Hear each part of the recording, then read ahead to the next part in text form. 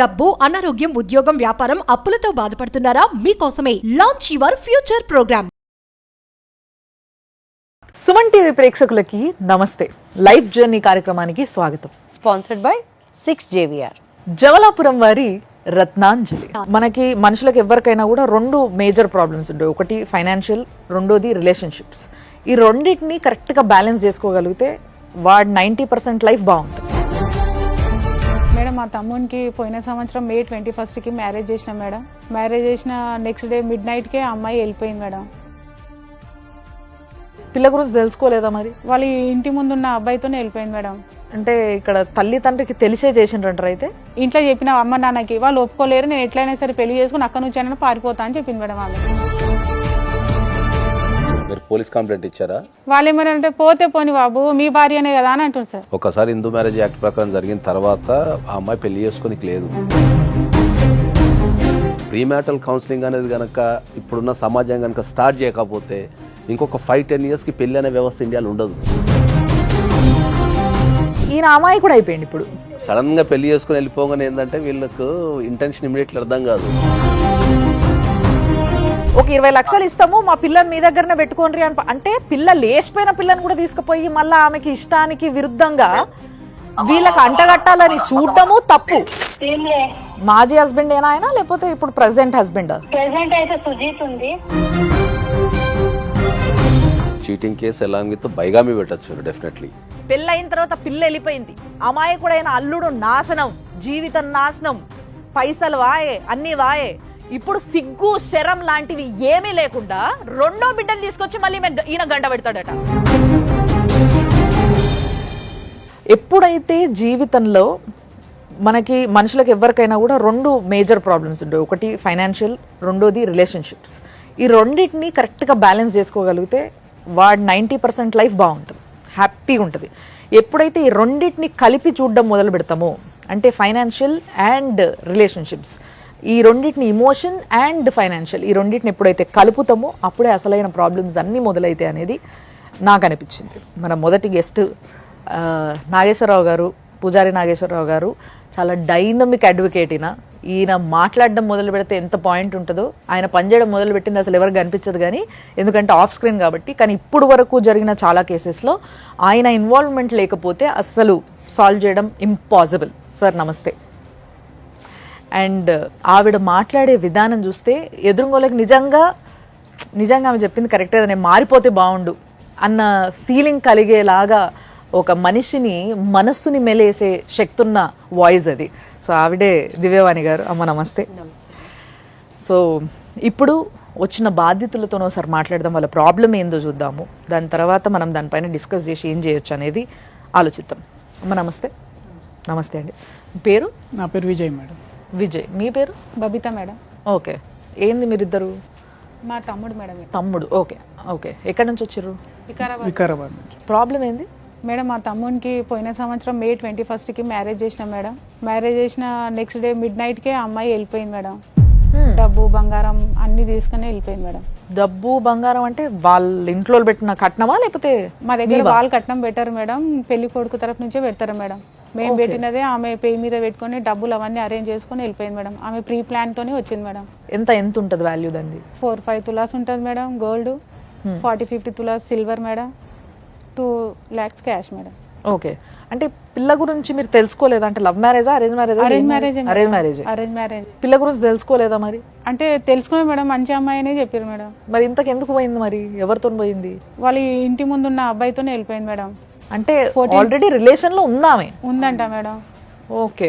14 years నుంచి love అంట madam వాళ్ళది. అంటే పెళ్ళైన నెక్స్ట్ డేనే వెళ్ళిపోయింది అంటున్నారు కదా. జనరల్గా పెళ్ళయిందంటే ఇంట్లో హడావుడి సందడి, బంధువులు అందరూ ఉంటారు కదా. సో అంతమంది ఉండగా అంత ఈజీగా ఎలా వెళ్ళిపోయింది? మీ ఇల్లు కూడా కొత్త కదా ఆమెకి, ఇంతకు ముందు రాలేదు, ఏ వస్తువు ఎక్కడుందో కూడా ఎవరికి తెలియదు. ఒక్క ఎక్దమని ఎలా తీసుకెళ్ళిపోగలిగింది అవన్నీ? కరెక్టే మేడం అడిగింది. మేడం ఆమె మేము ఇచ్చిన వస్తువులన్నీ ఆమె పే మీదనే ఉన్నాయి మేడం. పైసలు వెండి ఎక్కడి నుంచి కలెక్ట్ చేసుకుంది మరి?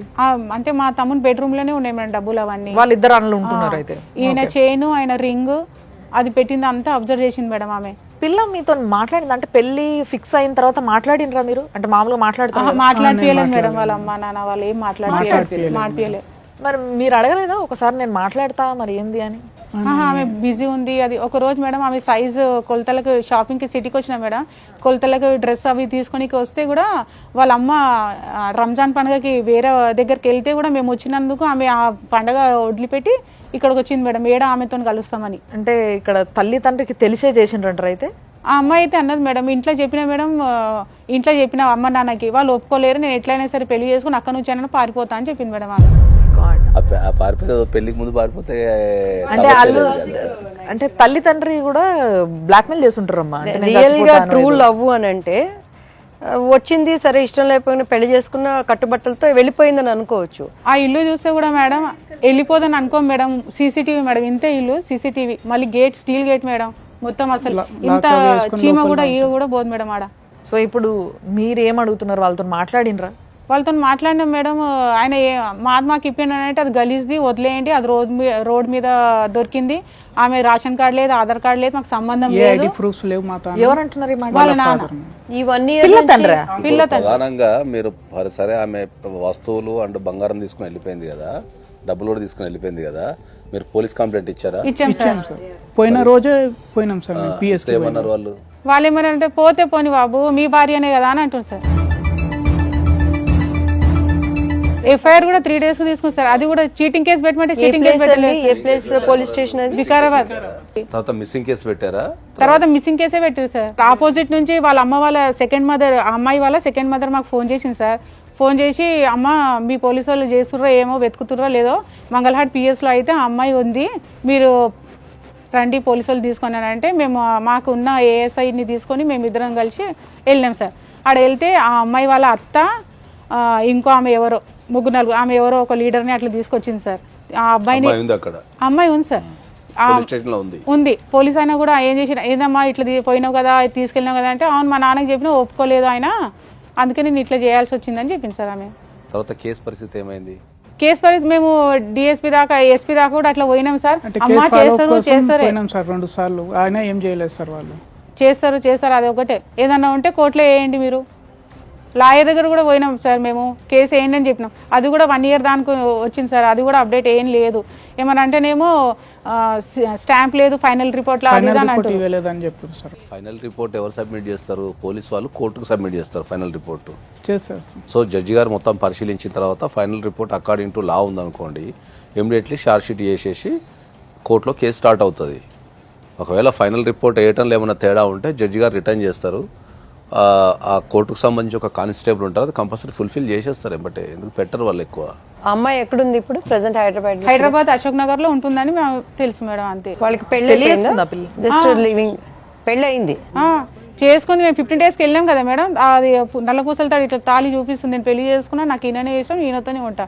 మా నాన్న వాళ్ళు మోసం చేశారు కాబట్టి నేను మీకు చేసి. మీరు అడగలేదా మోసం చేస్తే నువ్వు నీతి మంత్రాలు అయితే వెళ్ళిపోవచ్చు కదా, మా బంగారం ఎందుకు తీసుకెళ్లారు? బంగారం డబ్బులు. మీ కమ్యూనిటీ ఏముంది అంటున్నా? వాల్మీకి మేడం. అది అంటే మీరు హిందూసే కదా? హిందూసే సార్, ఇద్దరు హిందూసే, వాళ్ళు హిందూసే మీరు హిందూసే. ఆ పిల్ల వాళ్ళ సెకండ్ మదర్ ముస్లిం అట. సరే వాట్ ఎవర్, ఇప్పుడు అమ్మాయి అయితే హిందూసే, వీళ్ళ మ్యారేజ్ హిందూ యాక్ట్ ప్రకారం జరిగింది. హిందూ సార్. ఒకసారి హిందూ మ్యారేజ్ యాక్ట్ ప్రకారం జరిగిన తర్వాత ఆ అమ్మాయి పెళ్లి చేసుకోనికి లేదు, అవును డైవర్స్ అవ్వకుండా పెళ్లి చేసుకోనికి లేదు. ఒకవేళ చేసుకుంటే మీకు 494 కేసు, మళ్ళీ కొత్త కేసు పెట్టచ్చు మీరు పోలీస్ స్టేషన్లో, 494 పెట్టచ్చు, ప్లస్ మీరు డైవర్స్ అప్లై చేసుకోవచ్చు. ఓకే. సో ఇప్పుడు మీకు ఏదైతే తీసుకొని పోయిందో ఆ పిల్ల వస్తువులు కానీ పైసలు కానీ అవి రిటర్న్ ఇచ్చేయాలి అంతే మేడం. అది మీరు తల్లిదండ్రులను అడిగితే ఏం చెప్తున్నారు వాళ్ళ తల్లిదండ్రి? వాళ్ళు గలీజోలు పెట్టా వదిలేయండి అంతే, అంతే. లేదు నేను ఇప్పిస్తా అవన్నీ ఏం లేదు. అంటే వాళ్ళకు కూడా తెలిసి జరిగింది కాబట్టి, వాళ్ళు అమ్మాయిని ఫోర్స్ చేసింది కాబట్టి, ఇప్పుడు ఆ అమ్మాయి దగ్గరికి వెళ్ళి అడిగే అంత ధైర్యం ఉండకపోవచ్చు. వాళ్ళ ఆపోజిట్ వాళ్ళు సార్, వాళ్ళకి వీళ్ళకి అస్సలు పడదు సార్. భారతదేశంలో ఇది ఇప్పుడు నేను చాలా వేదికల మీద కొన్ని లక్షల మందికి నేను చెప్తున్నా, భారతదేశంలో వివాహ వ్యవస్థ అనేది ఫెయిల్ అయింది. దాన్ని చాలా సందర్భాల్లో చాలా స్పష్టంగా చెప్తున్నా. ఫెయిల్ అయిన తర్వాత దాన్ని రిపేర్ చేసుకోవాల్సిన బాధ్యత కూడా మనపైనే ఉంటుంది. ఓకే, మన దగ్గర ఇప్పుడు ఈ పెళ్ళికి తీసుకుంటే ఏంటంటే, బిఫోర్ మ్యారేజ్ అనేది మన దగ్గర ఒక సిస్టమ్ ఉంటుంది. జనరల్గా ఒక ఎంగేజ్మెంట్ సెరమనీ ఉంటుంది, దానికంటే వాళ్ళ ఇంటికి వెళ్ళటం ఉంటుంది. పూర్వకాలంలో ఏంది అంటే, ఒక 4 సార్లు ఫస్ట్ ఒకరిని పంపించి రెక్కి నిర్వహించి, తర్వాత వాళ్ళంతా బాగున్నారు, ఫైనాన్షియల్గా ఉన్నారు అనుకున్న తర్వాత చుట్టుపక్కల జనాల్ని విచారించి, తర్వాత అట్లా ఒక 6-7 సార్లు పోవటం అనేది ఇట్లా ఫ్రీక్వెంట్గా జరుగుతుండే. ఈ జరిగే క్రమంలో ఏంటంటే ఏదో ఒక విషయం బయటకు వస్తుండే. ఓకే, బయటకు వచ్చినప్పుడు దాని నుంచి ఆపటమో దాన్ని సరిదిద్దడమో చేస్తుండే. ఆ అమ్మాయి ఓపెన్గా తండ్రితో చెప్పింది నాకు ఈ పెళ్లి ఇష్టం లేదు అని.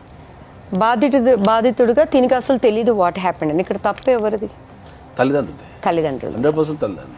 సో ఇప్పుడు పోనీ తల్లిదండ్రులు తప్పన్నప్పుడు ఆ అమ్మాయి ఆటోమేటిక్గా తన పరిస్థితుల ప్రభావం వల్ల తెలియకుండా ఒక దొంగ కూడా అయిపోయింది. తను ప్రేమించిన అబ్బాయిని పెళ్లి చేసుకోలేకనో, కొంతమందికి పెళ్ళి అంటే ఇష్టం ఉండదు అమ్మాయిలకి. జనరల్గా రకరకాల కారణాలు కావచ్చు. ఇండియాలో that is the biggest problem. ఇండియాలో మోడరేషన్ ప్రాబ్లం ఏంది అంటే చాలామందికి ఫిజికల్ కాంటాక్ట్ మీద అవగాహన లేని అమ్మాయిలు కూడా ఉన్నారు. సో ఇవన్నీ పెళ్ళికి ముందు ఏంటంటే కంపల్సరీ కౌన్సిలింగ్ అనేది ఇవ్వమని, నేను ప్రీమ్యాటల్ కౌన్సిలింగ్ అనేది నవే డేస్ ఇండియాకి చాలా అవసరం. అవును అవును. ఇప్పుడు ఏమైనా ఒక డైవర్స్ అడ్వకేట్ కిందనో లేకపోతే మ్యారేజెస్ ఫెయిల్ అయినో తిడుతున్నారు తప్ప ఒక పెళ్లి చేసేటప్పుడు ప్రీమ్యాటల్ కౌన్సిలింగ్ అనేది చాలా అవసరం ఇప్పుడున్న సమాజానికి. ఒకవేళ ప్రీమ్యాటల్ కౌన్సిలింగ్ అనేది కనుక ఇప్పుడున్న సమాజం కనుక స్టార్ట్ చేయకపోతే ఇంకొక 5-10 ఇయర్స్కి పెళ్లి అనే వ్యవస్థ ఇండియాలో ఉండదు.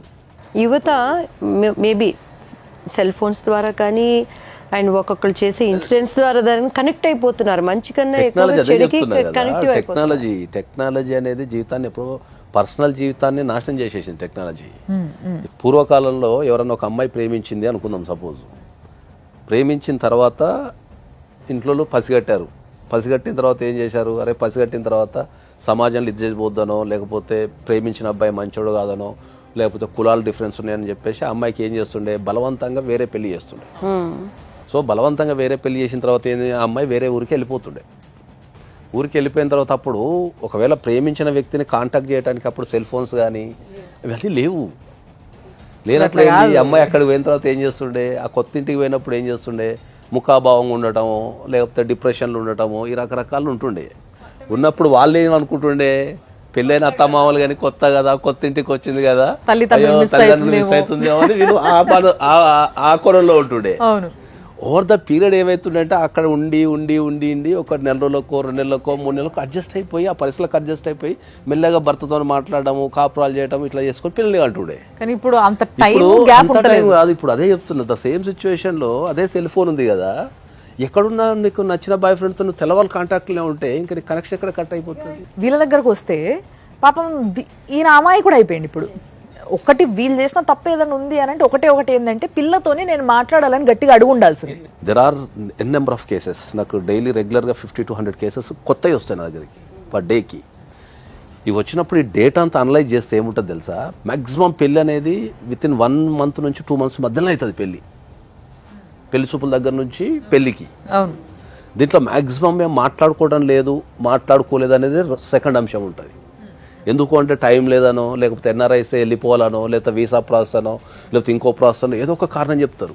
మామూలుగా అయితే ఎంత ఉండాలంటారు సార్? నేను ఒక 6 months ఎబో ఉండాలంట. నేను పూర్వకాలంలో ఏంది అంటే ఒక మనిషికి సంబంధించిన ఇన్ఫర్మేషన్ అనేది ఎక్కడున్నా దొరుకుతుండే. మైగ్రేషన్ లేదు. ఒక వ్యక్తికి సంబంధించిన ఇన్ఫర్మేషన్ ఒక ఊరుకో ఒక పట్టణానికి వెళ్ళి అరే పలానా వ్యక్తి ఎట్లా అంటే 2 నిమిషాలల్లా వాడి కోపం ఉందా, వాడు పిచ్చి పనులు చేస్తుండా, వాడు మంచోడా, డిగ్నిటీ ఉందా అనేది ఒక రియల్ గ్రౌండ్ రిపోర్ట్ వస్తుండే మనకు. ఇప్పుడు మైగ్రేషన్ పెరిగిపోయింది. ఇప్పుడు పుట్టంగానే తీసుకెళ్లి హాస్టల్లో వేయటమో, లేకపోతే చదువుల కోసం తల్లిదండ్రులు, జాబ్ల కోసం తల్లిదండ్రులు ఇంకో దగ్గర ఉండి పిల్లల్ని ఇంకో దగ్గర పెట్టడము, ఈ కుటుంబాలు అనేటివి విచ్ఛిన్నం అయిపోయిన తర్వాత ఎక్కడ కూడా మనకు రియల్ రిపోర్ట్ ఒక వ్యక్తికి సంబంధించిన రిపోర్ట్ రావడం లేదు. మీరు ఏం చదువుకున్నారు? మీరు inter discontinue sir. Inter discontinue చదువుకున్నారు. ఏం పని చేస్తున్నారు? ప్రైవేట్ జాబ్ మేడం, బ్యాంక్లో. బ్యాంక్ ప్రైవేట్గా చేస్తాను. ఇప్పుడు వాళ్ళ అమ్మ వాళ్ళ నాన్నగారు కానీ ఆ పిల్ల తరపు అమ్మాయి కానీ ఎవరైనా మీకు ఫోన్లు ఎత్తి మాట్లాడతారా మనం మాట్లాడాలంటే? మేము 1 year నుంచి అయితే కాంటాక్ట్ లేదు మేడం. వాళ్ళు ఊరికే అమ్మాయిని తీసుకెళ్ళమని చెప్పారు మేడం.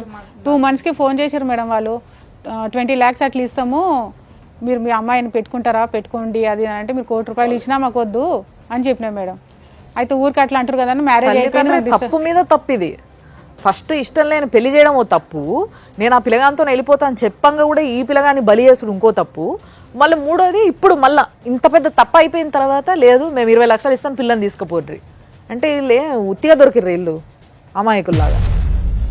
పిల్ల డైరెక్ట్గా ముఖం మీద చెప్పబట్టే నాకు వద్దు, నాకు ఇష్టం లేదు, నేను ఇంకోని ప్రేమించిన సప్పుడు దాకా అట్లా ఉంచుకొని అయిపోతుంది పెళ్లి చేయకుండా. అంతేగాని ఇట్లా పెళ్లి చేసి వేరే వాళ్ళ ప్రాణాలు తీసుడు ఎందుకు? ఇప్పుడు అది చాలా ట్రామా ఉంటుంది అది. ఎందుకంటే ఇప్పుడు సామాజిక పరంగా కూడా ఏంటంటే ఇప్పుడు మనకు ఒక సమాజంలో పెళ్లి చేసుకుంటాం కదా, పెళ్ళైన తెల్లారే భార్య వెళ్ళిపోతే సమాజం ఎట్లా చూస్తుంది? ఒక అసలు అబ్బాయి మీద ఎటువంటి నింద పడుతుంది? ఆమె స్వార్థానికి మంచి చెడు ఆలోచించకుండా ఆమె ఉన్న ఏజ్కి వెళ్ళిపోయింది. సో ఇక్కడున్న కుటుంబాలు కానీ ఇక్కడున్న ఫ్యామిలీస్ కానీ ఇక్కడున్న వ్యక్తులు ఎంత బాధపడతారు, వాళ్ళకు సామాజికంగా ఎంత ఇబ్బంది ఎదురవుతుంది, రేపు రెండో పెళ్లి చేసుకోవాలంటే ఎంత ఇబ్బంది అవుతుంది. ఇటు ఒక వైపు నుంచి ఎంటైర్ సంపాదించిన డబ్బు వెళ్ళిపోయింది. సరే డబ్బు అంటే పోతే మనం సంపాదించుకోవచ్చు, కానీ ఎప్పుడైతే ఈ సామాజికంగా మనము చూసే చుట్టాలు కానీ రిలేటివ్స్ కానీ అది ఎంత నామోషి ఉంటుంది. పిల్లలకి ఎక్కడ కూడా కౌన్సిలింగ్ ఇవ్వటం లేదు, ఎవరు కూడా కౌన్సిలింగ్ కూర్చోబెట్టి కౌన్సిలింగ్ ఇవ్వటం లేదు. Life journey sponsored by 6JVR. Jamalapuram వారి రత్నాంజన్. సౌత్ ఇండియాలోనే అతి తక్కువ ధరలకి రత్నాలను అందించే ఏకైక సంస్థ 6JVR. ఒక్కసారి ఆ అమ్మాయి ఫాదర్తో మాట్లాడదాం మనము. హలో హలో సార్ నమస్తే. నమస్తే అమ్మా. శ్వేత మీ అమ్మాయి కదండి? ఎందుకు ఏమైందమ్మా? ఏం కాలేదండి, మీరు టెన్షన్ పడకండి, ఏం కాలేదు. మీ అల్లుడు ఉన్నారు కదా విజయ్ గారు, అమ్మా ఆయన సుమన్ టీవీకి వచ్చిండ్రు. సో ఇప్పుడు యాక్చువల్గా మీ ప్రాబ్లం ఏదైతే మీ ఇష్యూ ఉందో ఇదంతా కూడా చెప్పడం జరిగింది ఇక్కడ.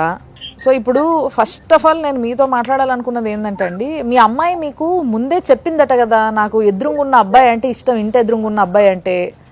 లేదమ్మా, అట్లా ఏమీ లేదమ్మా, నాకు ఇప్పటిదాకా తెలియదు ఆ విషయము. ఇది మొత్తం ఫేక్ మాట ఉంది అమ్మా. ఇది ఆ పెళ్లి తర్వాతనే నాకు అది నిజం నా ముంగడు వచ్చిందమ్మా. పాపం ఇప్పుడు ఆయన అన్యం పుణ్యం తెలియకుండా ఆయన మోసపోయిండు మీ అమ్మాయి చేతిలో. ఒక ఆడపిల్లకి పెళ్లి చేసేటప్పుడు అమ్మా నీకు నేను ఈ పిల్లగాడిని ఇచ్చి పెళ్లి చేస్తున్నా, ఈ పిల్లగాడు ఇష్టమా లేదా అని అడగాల్సిన బాధ్యత ఒక తండ్రిగా మీ పైన ఉందా లేదా?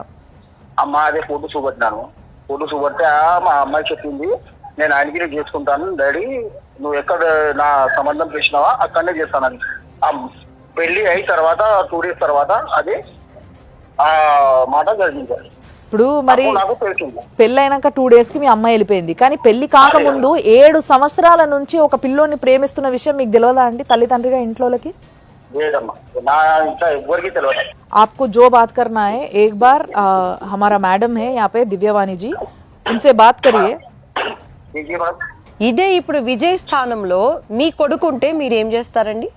అమ్మా నా కొడుకు విజయ్, నా కొడుకు లాగే నా అల్లుడు అమ్మ పోలీస్ స్టేషన్ లో పోయి కంప్లైంట్ ఇచ్చిండ్రు. ఆ కంప్లైంట్ కూడా వాపస్ తీసుకున్నారు. ఎవరు? విజయ్ వాపస్ తీసుకున్నారు?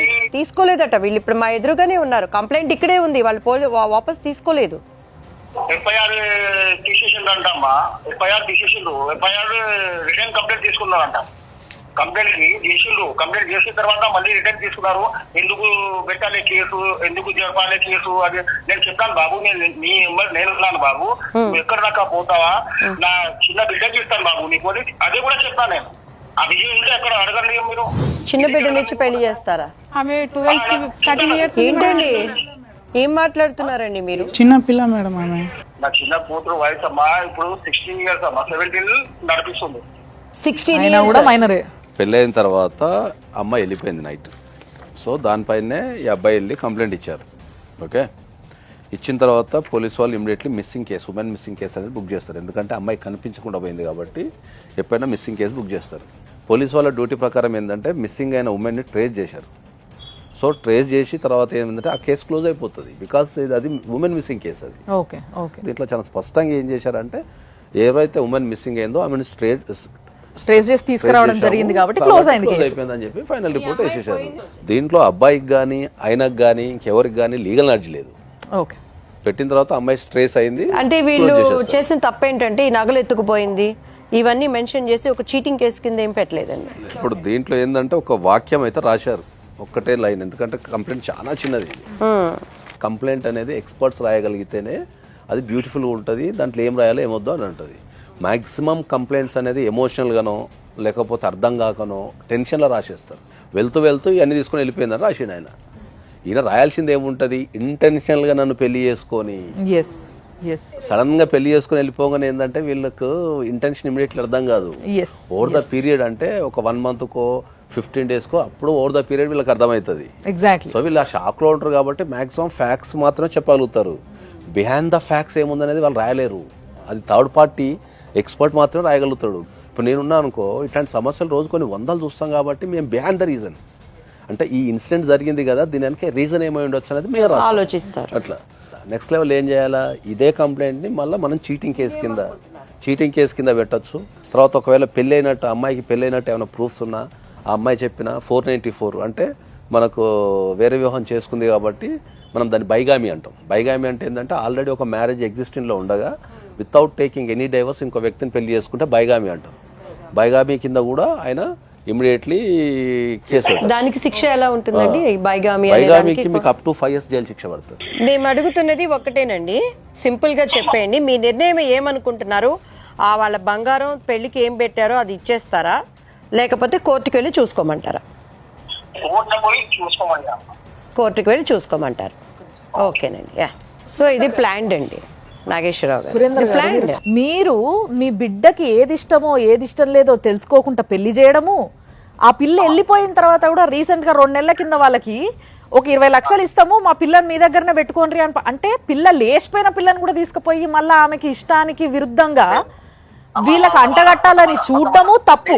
మొత్తం కేక్ మాట అమ్మా. 2 నెలల తర్వాత అదే చెప్పినా నేను, అదే కేక్ మాట 20 lakhs ఇస్తారు. మీరు ఏదైతే మాట్లాడిందో అది కాల్ రికార్డ్ కూడా ఉందండి. అది పక్కకు పెడితే ఇప్పుడు మా అందరి సమక్షంలోనే మీరు ఏమన్నారు, నా చిన్న పిల్లని ఇచ్చి పెళ్లి చేస్తా అన్న ఆయన్నే చేసుకోని అన్నాడు. అది కరెక్టా? మైనర్ పిల్లని ఈయనకు అంటగట్టడం ఏంది ఒకటి. రెండోది ఫస్ట్ పిల్ల మోసం చేసిపోయింది కాబట్టి ఇంకో పిల్లని ఇస్తా అని అంటే మీరు పిల్లల్ని కన్నది ఎందుకు? ఇట్లా ఎవరికి పడితే వాళ్ళకి ఇష్టం వచ్చినట్టు వరుస పెట్టి పెళ్లిళ్ళకి ఇచ్చేసేటందుక? అంటే మీ అభిమానము, మీ యొక్క ప్రెస్టేజ్, మీ యొక్క మర్యాదనే ఇంపార్టెంటా మీకు? ఆడపిల్లలంటే మీకు అంత ఇదిగా అనిపిస్తున్నారా? అంత మాట లేదమ్మా నాకు. ఎందుకంటే నా అల్లుడు మంచోడు. అవునండి, మీ అల్లుడు మంచోడు కాబట్టే సైలెంట్గా ఉన్నాడు. ఇక్కడ దాకా వచ్చింది సైలెంట్గా ఉన్నాడు. అదే జర్ర కొంచెం తెలిసి ఉండి జర గట్టిగా ఉండుంటేలే ఈ పాటికి 4 తగిలిచ్చేటోడు వచ్చి. चावलाल को मालूम है बाबू, तुम्हारी शादी मेरी छोटी बेटी के साथ करता हूँ. अभी मेरी बेटी 16 years की है. अभी तुम्हारे को 2-3 साल सफर करो बेटा. मैं 3 साल सफर करता हूँ, तुम्हारी शादी करता हूँ. मुझे बोला आपके बेटी से पूछे क्या इनको शादी करने के लिए तैयार है उन्हें? अरे अम्मा मेरे को बात समझ में नहीं आ रही अम्मा. ये लोग क्या बोलना चाह रहे हैं, क्या करना चाह रहे लोग? सुनो सुनो सुनो, जिसके पर ज्यादा था उसके आपके जो बेटी है, आपके जो सेकंड बेटी है, सुनो आप, जब मैं बात कर रही हूँ आप सुने तो आपको समझ में आते. मेरी बेटी को मेरा फ्यूचर देखना है. मेरी बच्ची का वो मर गए मेरे लिए. मर गए मेरे लिए. उसके ऊपर क्या केस बुक करते क्या करते कर लो. अच्छा बोल हो जाए लखो करो मुझे बोल हो जाए. अरे तुम केस फाइल करो भाई. मेरे एडवोकेट को भी बोला मैं. ఇంతకన్నా దరిద్రమైన తల్లి తండ్రులు ఎవ్వరు ఉండరని నేను డైరెక్ట్ చెప్తా. అరే బిడ్డకి పెళ్లి చేసిర్రు, ఆ పిల్లకి ఇష్టమా లేదా? లేదు. పెళ్ళి అయిపోయింది. పెళ్ళి అయిన తర్వాత పిల్ల వెళ్ళిపోయింది. అమాయకుడైన అల్లుడు నాశనం, జీవితం నాశనం, పైసలు వాయే, అన్నీ వాయే. ఇప్పుడు సిగ్గు శరం లాంటివి ఏమీ లేకుండా 2వ బిడ్డను తీసుకొచ్చి మళ్ళీ ఈయన గంట పెడతాడట. ఏమైనా బుద్ధి ఉందా? సరే ఈయన వేసుకుంటాడు, అవును నా అల్లుడు మంచోడు కాబట్టి నా అల్లుడిని వేరేలకు కొనియకుండా నా పిల్లనే ఇచ్చి అంటగడతా అని ఆయన అనుకోవచ్చు. కానీ ఆ పిల్లకి, చిన్న పిల్ల, ఆ పిల్లకి పెళ్లి చేసుకోవాలంటే ఏ ఆడపిల్లకైనా కూడా అరే నా భర్త ఇట్లుండాలి అని ఒక ఆలోచన ఉంటుంది కదా. మరి ఇప్పుడు ఈ బావని పెళ్లి చేసుకుని ఇష్టమా అని అంటే మొన్నదాకా మా అక్కకి ఇచ్చి నా కళ్ళ ముందే పెళ్లి చేశారు కదా అన్న ఫీలింగ్ ఆ పిల్లకు ఉండదా? అంటే ఆడపిల్లల ఫీలింగ్స్ కావా? సో దీనికి అంతటి కన్నింగ్ వాట్ ఈస్ ఆయన మైండ్ సెట్ ఏంటంటే ఎక్కడ డబ్బులు ఇవ్వాల్సి వస్తుందో, రైట్ అండి, డబ్బులు ఇప్పుడు ఇవ్వాల్సి వస్తుంది. కూతురు తీసుకున్న దొంగతనం ఇంకంతే తప్పించుకుని. ఇప్పుడు ఆల్రెడీ ఆయన మైండ్ ఎంత ధైర్యం లేకపోతే కోర్టులో చూసుకోండి అంటున్నాడు. ఇప్పుడు అడ్వకేట్ గారు ఒక పక్కన చెప్తున్నారు యా ఇట్స్ లీగల్, ఆ ఫోటోలు ఉన్నా కూడా ఇరుక్కుంటారని చెప్తున్నా కూడా ఆయన అంత ధైర్యంగా చెప్తున్నాడంటే ఈజ్ కన్నింగ్ ఫెలో అని అర్థమైపోతుంది. సో మీరు ధైర్యంగా ఉండి అడ్వకేట్ గారిని సంప్రదించి, మీరు ఇంక్లూడింగ్ మీ అత్తామామల మీద కూడా మీరు చీటింగ్ కేసు పెట్టచ్చు. ఫస్ట్ అత్తామామల చీటింగ్ కేసు పెట్టచ్చు. Cheating case along with bigamy పెట్టచ్చు మీరు డెఫినెట్లీ. రెండోది వచ్చేసి మీరు కంపల్సరీ డైవర్స్, ఒకవేళ మీకు కావాలి అనుకుంటే మీరు డైవర్స్ 494 పెట్టుకుంటే మీకు డైవర్స్ ఈజీగా వచ్చే అవకాశం ఉంటుంది. తర్వాత మీరు డైవర్స్తో పాటు మీరు డైవర్స్లో కానీ లేకపోతే సపరేట్గా కానీ ఇప్పుడు ఆమె ఎత్తుకెళ్ళిన బంగారం అండ్ మనీ రికవరీ సూట్ కూడా వేసుకోవచ్చు మీరు. శ్వేత మాట్లాడుతున్నావు అమ్మా? నేను శ్వేతానే మాట్లాడుతున్నా మేడం. ఓకే అండి, నేను సుమన్ టీవీ నుంచి మాట్లాడుతున్నా. మీ మాజీ హస్బెండ్ విజయ్ ఉన్నాడు కదా, మాజీ హస్బెండ్ ఏనా ఆయన లేకపోతే ఇప్పుడు ప్రెసెంట్ హస్బెండ్? ప్రెసెంట్ అయితే సుజీత్ ఉంది. సరే, ఇప్పుడు ఇంతకుముందు విజయ్ అనేట నేను పెళ్లి చేసుకున్నావు కదా తల్లి, ఆ, మీ తల్లిదండ్రులు పెళ్లి చేశారు కదా నీకు బలవంతంగానో ఏదో ఒక విధంగా, ఆ, ఆయనకు విడాకులు ఇచ్చినావు అమ్మ నువ్వు? ఇయ్యలే. మరి ఇవ్వకుంటూ ఇంకో పెళ్లి ఎట్లా చేసుకుంటావు అమ్మ నువ్వు? అది మొత్తం ఖతం అయిపోయింది కదా, మేము పిఎస్ లో మాట్లాడినాం. పిఎస్ లో అమ్మ ఖతం అయిపోయింది అని ఎప్పుడు అంటారు తెలుసా? నువ్వు డివోర్స్ ఇచ్చినప్పుడు అంటారు. డివోర్స్ ఎందుకు ఇవ్వలేదు మరి? నువ్వు డివోర్స్ ఇచ్చేసి వాళ్ళ సొమ్ములో ఏవైతే పట్టుకుపోయినా అవి వాళ్ళకి ఇచ్చేసి నువ్వు ఎవరితో నువ్వైనా బాధ ఉండేది కాదు కదా. పాపం ఆ పిల్లగాడు అట్లా ఉన్నాడు కదా. ఆయన కూడా వేరే పెళ్లి చేసుకుని మేడం, ఆయన కూడా వేరే పెళ్లి చేసుకుని, నేను కూడా వేరే పెళ్లి చేసుకున్నా. నీ మాజీ హస్బెండ్ విజయ్ ఇక్కడనే ఉన్నాడు. అయ్యా నీకు ఇంకో పెళ్లి అయిందా? పెళ్లి చేస్తారా? నిజం చెప్పండి. కాలేదు మేడం. నీకు ఎవరు చెప్పారు ఆయన పెళ్లి అవసరం అయిందని? లేదు మేడం, నేను ప్రెగ్నెంట్ ఉన్నా, ఎక్కువ నాకు అవసరం లేదు. 8 months నడుస్తుంది, నాకు అవసరం లేదు ఎవరితో. సరే, మరి ప్రెగ్నెంట్ ఉన్నావు కదా, ఓకే. వాళ్ళు నీ పైన కేసు వేసుకుంటారంట. వాళ్ళు నువ్వు విడాకులు ఇవ్వకుండా పెళ్లి చేసుకున్నావు కాబట్టి అది కరెక్ట్ కాదు. దానిపైన వాళ్ళు కేసు వేసుకుంటారంట. అదే చెప్పడానికి ఫోన్ చేసిన, ఓకేనా? నా హస్బెండ్ వచ్చినాక మాట్లాడిస్తా. సరే, మంచి. కనీసం ఆ అమ్మాయికి ఉన్నంత స్పష్టత కూడా మీకు లేకుండా పోయింది లాలో.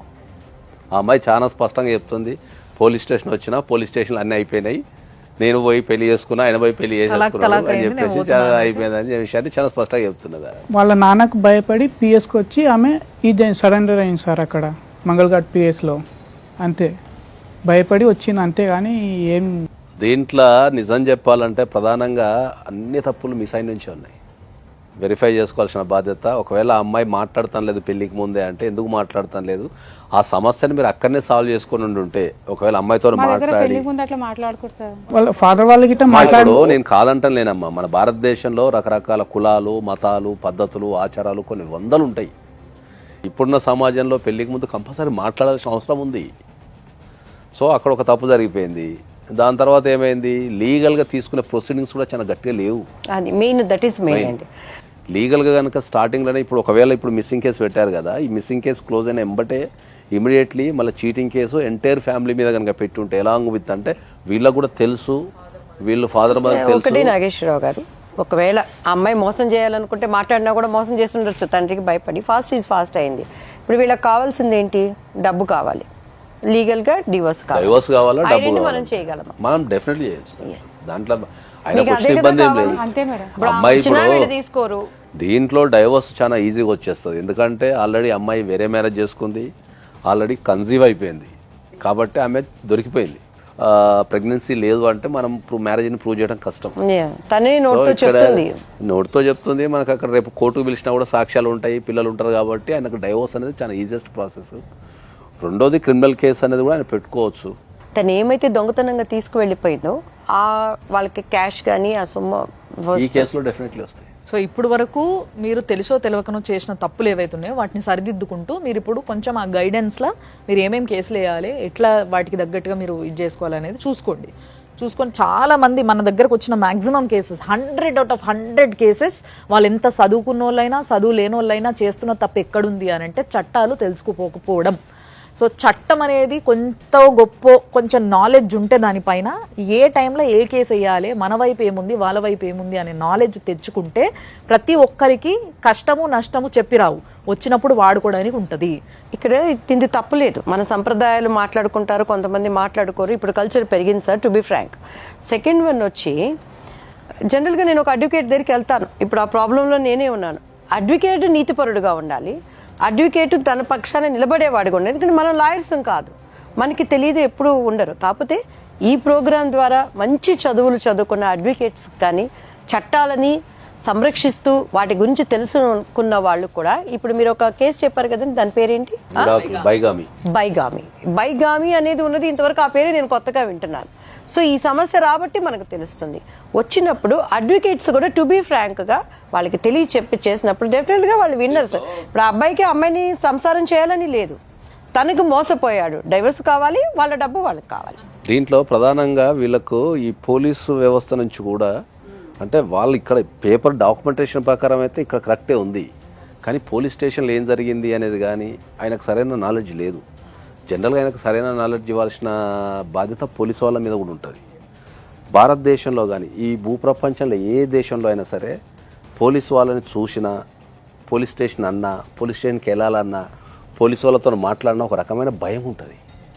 ఆ భయాన్నే జనరల్గా ఏమంటారు అంటే టెక్నికల్ టర్మాలజీలో ఏమంటారు అంటే కాఫియో పోబియా అంటారు. దట్ ఇస్ ఒక పోబియా అది. ఓకే. అంటే వీళ్ళు పోలీస్ స్టేషన్కి వెళ్ళినప్పుడు వాళ్ళకి కావాల్సిన ఇన్ఫర్మేషన్ అడగలేరు. ఇప్పుడు ఈ కేసులో నాకు ఇన్ఫర్మేషన్ ఇవ్వండి, అసలు ఏం జరిగింది, ఆయనకు మినిమం ఒక అంటే ఏమంటాడంటే ఆయన ఇప్పుడు వచ్చి మనతోని షార్ట్ షీట్ ఫైనల్ రిపోర్ట్కి ఏదో స్టాంప్ పెట్టలేదు సార్, దానివల్ల రిటర్న్ అయింది అని చెప్పి అని చెప్తున్నారు. సో అక్కడ పోలీసు వాళ్ళకి ఇచ్చేంత అంటే వాళ్ళు ఉండే బిజీలో వీళ్ళకి ఇన్ఫర్మేషన్ ఇచ్చి వీళ్ళకి కౌన్సిలింగ్ ఇచ్చేంత ఉండదు. పోలీసు వాళ్ళు మన రక్షణ కోసము, మన ఎదుగుదల కోసము, మన అభివృద్ధి కోసం ఉంటారు. వాళ్ళు కూడా డెఫినెట్లీ ఏంటంటే ఎవరైనా కష్టంతో వచ్చినప్పుడు డెఫినెట్లీ వాళ్ళు కూడా ఇలాంటి వ్యక్తులకు కొద్దిగా లీగల్ నాలెడ్జ్ ఇవ్వాలా. సో అది లెక్క.